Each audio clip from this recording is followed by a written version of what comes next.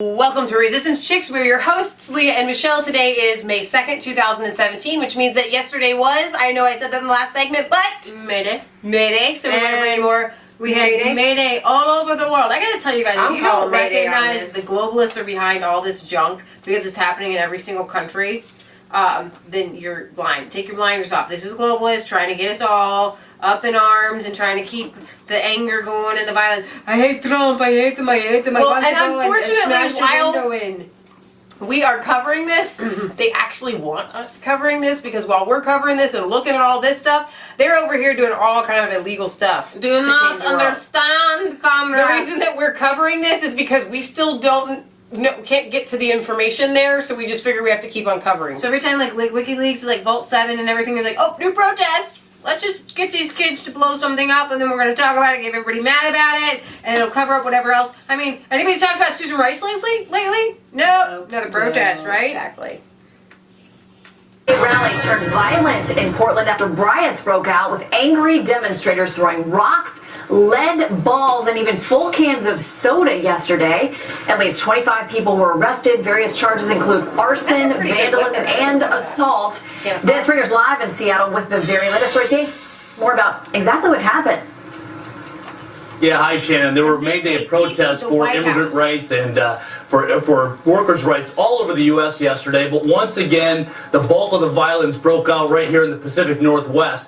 Anarchists dressed in all black and covering their faces with bandanas, masks, and helmets clashed with police. Isn't that the same exact thing we just saw in France? Same exact pile of trash cans, set them on fire. In downtown Portland, they were throwing rocks and smoke bombs at police. They did considerable vandalism, breaking windows at several businesses, 2 federal courthouses, a hotel, and police vehicles. They also set a couple of street fires by using flares to light trash cans and other debris on fire. Once the violence erupted, the mayor of that city quickly revoked the permit of the Mayday protest and declared the situation a full-blown riot. Police arrested 25 people, including 3 juveniles. The criminal charges include disorderly conduct, riot, arson, criminal mischief, theft, and assault. Portland has seen several anti-Trump protests turn violent in recent months. I am protesting her green hair. But this was by far the most damage that we've seen in all. There were Mayday demonstrations in 41 states with 77 people getting arrested. Shannon? All right, Dan, also some violence in Washington State as well. Yeah, and the only surprise is that the mayhem was not in Seattle, which has seen a lot of property destruction and injuries to police over the last several years. Police in Seattle flooded the streets with cops. They really learned their lesson. They kept the lid on the trouble, but that was not the case now we're down the road in Olympia, where dozens of anarchists fought with police and some local homeless people. They carried sticks, rocks, and shields, too. They fought with police and some local homeless people. Did you notice, did you remember in the France video that we just did, that elderly people were injured? This is like a casualty of war thing for you guys. And in all honesty, and you want to be anti-war, you want to keep Trump out of Syria, but you're all for violence. You're all for hurting homeless people and elderly people. What is wrong with you people? Hang on though, because I have the answer, and I know it's going to make some people. And just forgive the broad. Okay, I can't help myself in this particular situation. I don't mean everybody, but they need a farm. It's the millennials.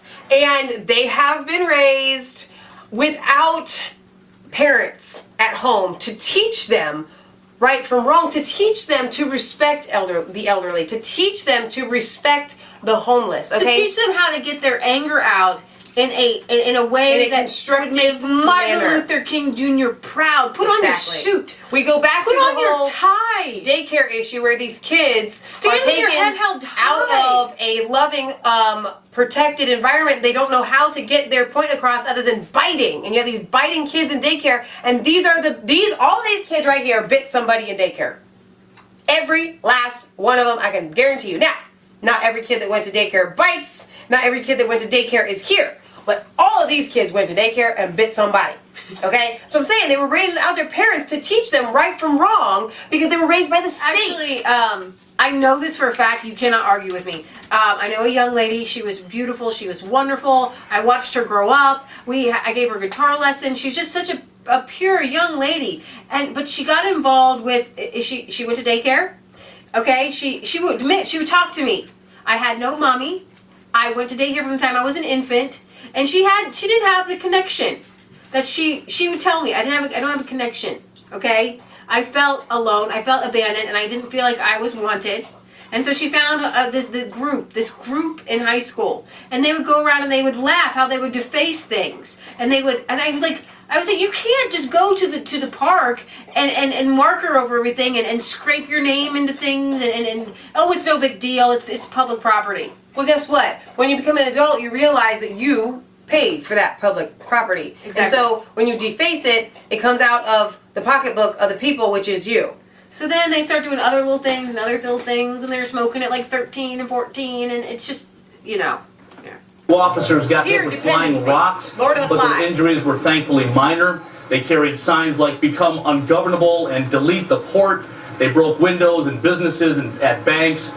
Police threw flashbangs. So basically a lot of this destruction we've seen in the past years. Again, a relatively small number of people. You know what they need? Just to take up like Tybo or something. Just go hit a bag. My mom would tell us that when we were little. You're Hit really your angry? pillow. Just go hit your pillow for a little bit. You just need to go get your pillow and just hit it for a little bit. Wasn't exactly effective. No, But I tried. It doesn't really work. Okay, so here we go again. Anti-Trump protesters were schooled. We're not Nazis, dude. It was really funny. In cities across the U.S., women's group pro-illegal. It was everybody with an issue. Social justice warriors. They spawned by alleged threats from the Trump administration. Poses to working people and immigrant communities, and they got together and they marched. Which I really don't have a problem with. You do your thing, whatever. But this was really the mindset that goes on. This guy, he was like dared on Twitter to go handcuff himself to A railing at Union Square. yeah.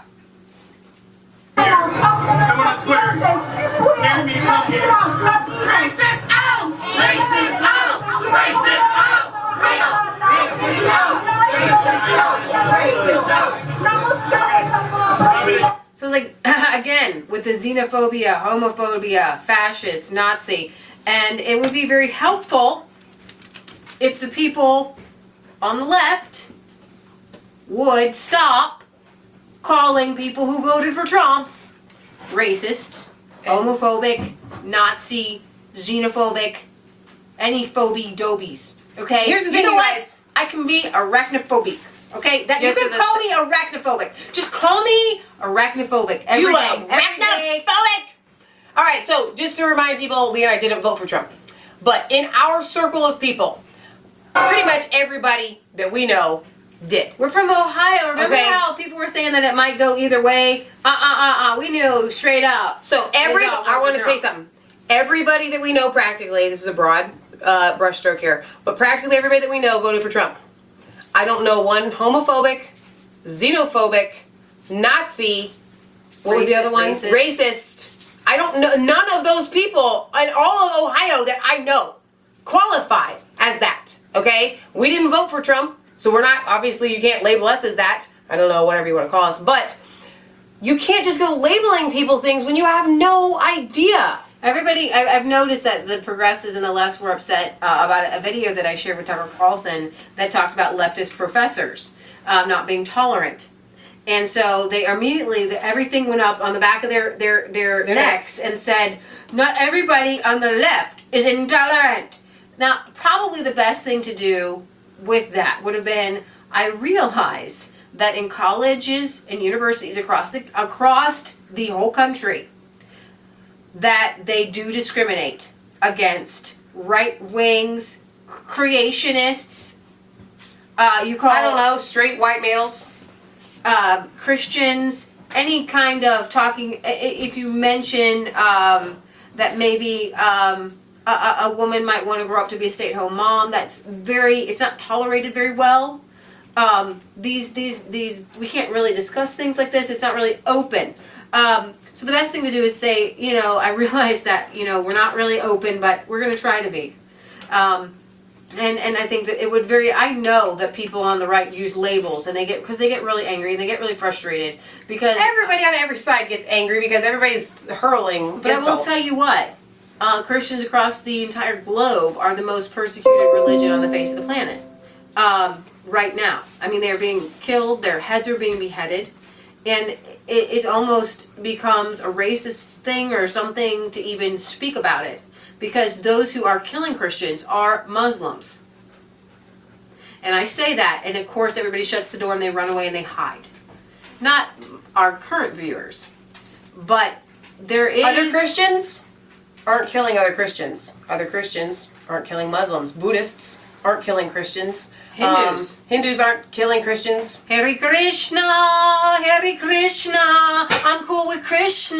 No, you're Here not. we go. You know, I'm cool with them. They're not trying to kill me. Right, exactly. They're not trying to kill Christians. They're not trying to kill... But on the same front, they're also trying to kill homosexuals, and and so we have to be able to call them out. This is what they're doing. How did we get on this thing?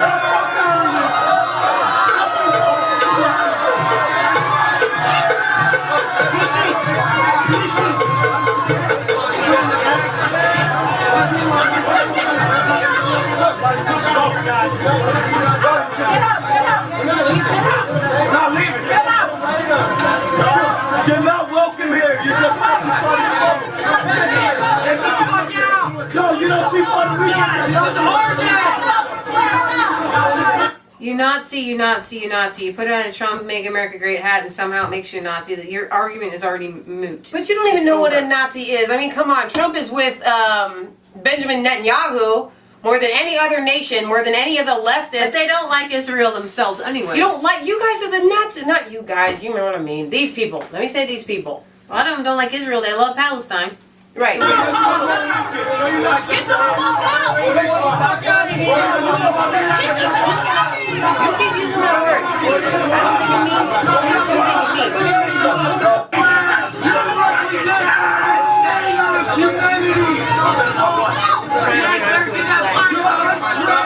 It's a kind of childish.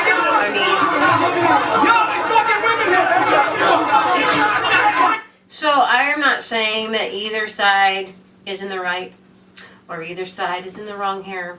I'm saying that this is absolute chaos and pandemonium and craziness. And see, okay, here we are again, one more time. We're going to probably, no, I'll just say it. We're going to align ourselves and back and support the Trump supporters here every single time. But it isn't an issue of whether who's right or who's wrong, because we have to address the fact that the OFA, the Organizing for Action, Obama's people, and it's above Obama, George Soros, the deep state. Michael Moore has a list of all the protests they're going to do every day to go and do this stuff from the day Trump was inaugurated. Right. You know, it's to incite things, to keep things going. And like Michelle said, I really believe it's not even to protest Trump. It's just to keep our eyes off of something else. Exactly. I haven't figured out exactly what that is yet. As soon as we got that, we'll bring it to you. But I will tell you, Tristan, a member of the Marxist International Group, commies, avowed commies, commended fellow May Day protesters for immediately shutting down fascist Trump supporters. This is May Day. This is International Worker Day. Revived in 2006 by immigrants, we are not going to idly stand by as a group of people, alt-right or any fascist group or any ideological fascist tries to disrupt it. The entire crowd did a good job, not just giving them the room to even, not giving them the room to even come here and say anything that is racist and bigoted and anti-immigrant or anti-Muslim. It's disgusting for these groups to say they're being oppressed when in fact they actually oppress the minority groups. Trump supporters wore Make America Great hats and organized a counter-protest on social media. And so it kind of goes on to talk about what the protest was about. I'm going to play one more video here, and then I'm going to discuss to you one more thing, how Google has literally rewritten the definition of fascist to make it look like the fascists are far right.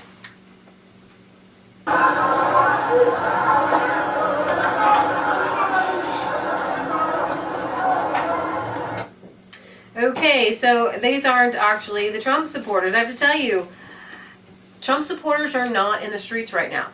They're not blowing things up. They're not burning down buildings. They're not breaking car windows. They're not fighting with police officers. Here's the thing. I gotta tell you. I need to speak from personal experience here. When I was a kid, we used to go to pro-life rallies. We would go after church. We would get a sign from church to say, you know, whatever, babies' lives matter. I don't know, whatever it said.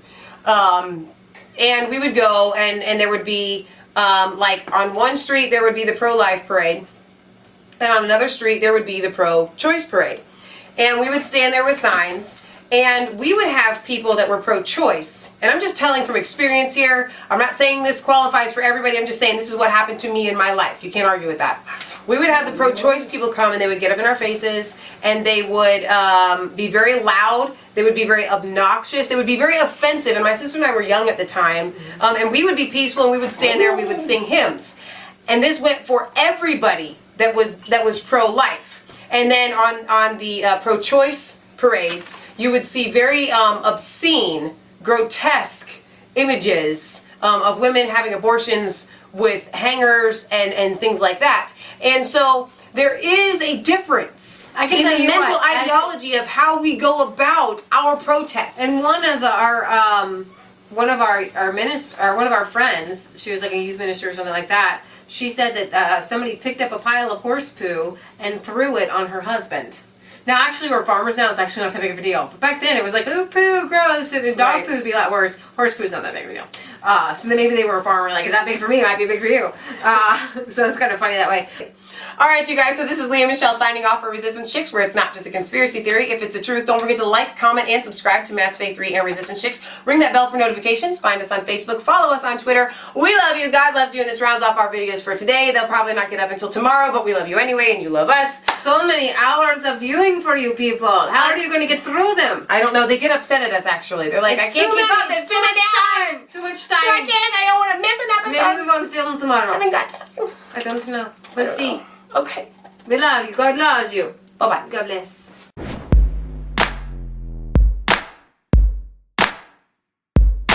I was cold all alone.